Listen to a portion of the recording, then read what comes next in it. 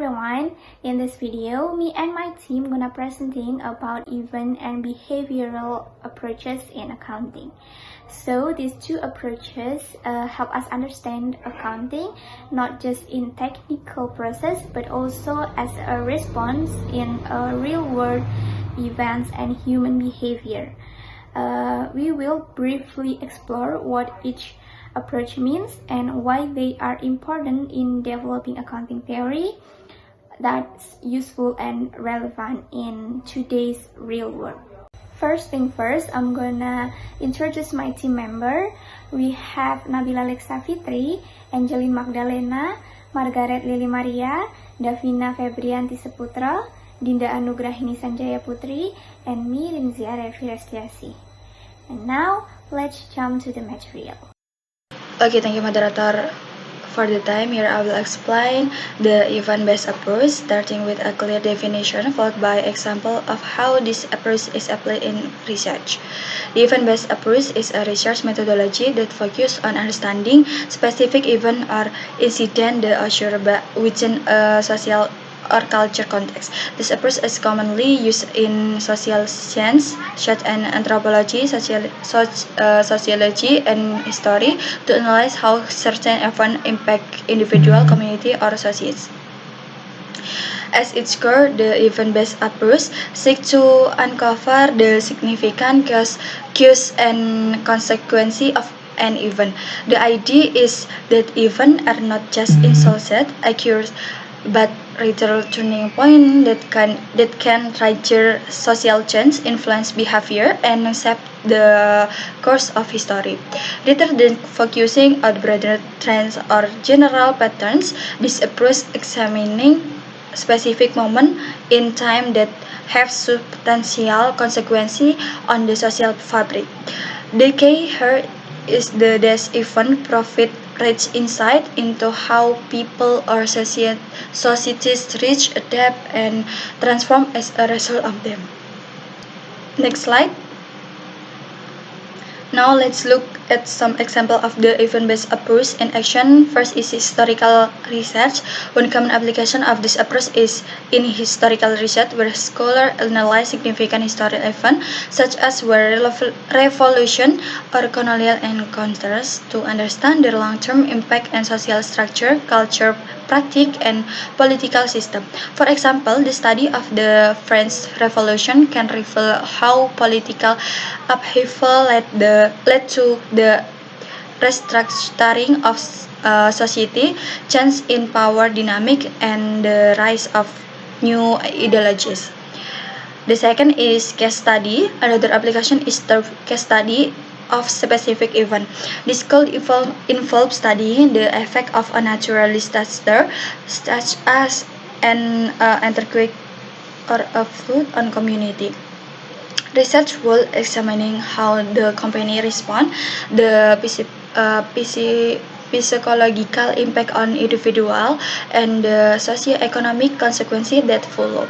This could also include looking at social movements such as the civil rights movement in the United States to understanding how a single event can catalyze social and legal change. Next is sociology study. In sociological study, research might use the event-based approach to study events like protests or political election. And the last is cultural study.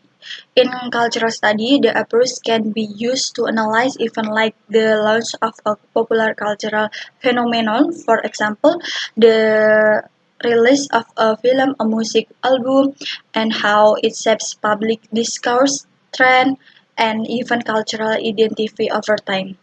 Okay, that's all from me for this part of the presentation. Now I will pass the floor to my partner who will continue with the next part of the presentation.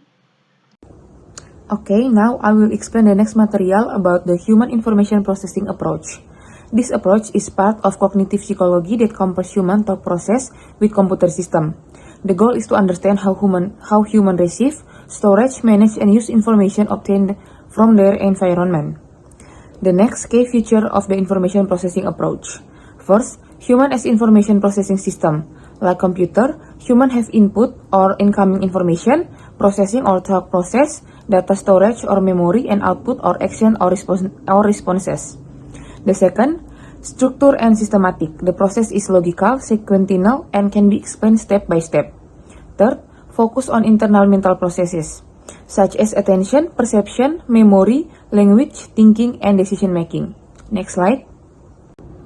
Now, I will explain about the stage of information processing. The first, input. Information is received through the sense such as sight, hearing, or touch. This stage is very important as the quality of information reception affects subsequent stage. The second is encoding. The information received is converted into format that can be stored in long-term memory. This process involves encoding the information to make it easier to process and remember. Third, storage. Information is stored in a long-term memory for future use. The storage involves mental structure such as chunking or grouping information to increase efficiency. The fourth is retrieval. Information is retrieved from memory for use in decision-making or problem-solving. Next slide. The next material is supporting theory and advantage and limitation of the information processing approach. First, we go to the supporting theory. There are three supporting theory. The first is the dual coding theory. Explain that humans can process verbal and non-verbal information separately, so visualization can improve understanding and memory. The second is cognitive model. Emphasis mental structure is categorizing information to facilitate data storage and retrieval. The third is top-down and bottom-up processing. Describe how humans process information based on general context to specific or top-down or vice versa or bottom-up. Next, we go to the advantage and limitation. Advantage, help understanding to how human thinks, useful in education and technology development. Limitation, lack of consideration of emotion and motivation, and too simple to describe the complexity of the human mind. That's all the material from me. The next material will be delivered by my friend. Thank you. Behavioral approach. The behavioral approach emphasizes how accounting information influences the behavior of its users, such as manager, investors, and creditors. Its main focus is not on the content of financial statements themselves, but on the psychological and social impact that such information has on decision making. This approach aims to evaluate the effectiveness of financial statements as communication tools and to understand how the information is actually used in practice. For example, a high profit report might influence investor decisions or motivate managers to engage in earnings management in order to gain certain incentives. Therefore, the behavioral approach views accounting as a social process that must consider human reactions and behavior, not just as a system of financial management. The next material. The behavioral approach centers on human behavior toward accounting information, both the individual level and in group context. Its main objective is to exchange the relevance of accounting information for decision making and to understand how much such information affects and is affected by user behavior.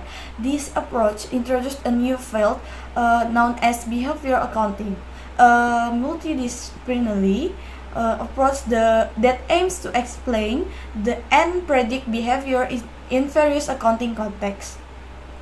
Categories of behavioral studies. Research in this approach is generally classified into 5 main categories. First, adequacy of disclosure. 2. Usefulness of financial statement data. 3.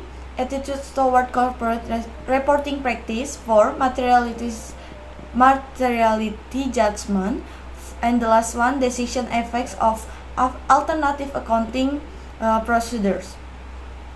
Evaluation of the behavioral approach in accounting. First, difference exists in attitudes and perception among user group.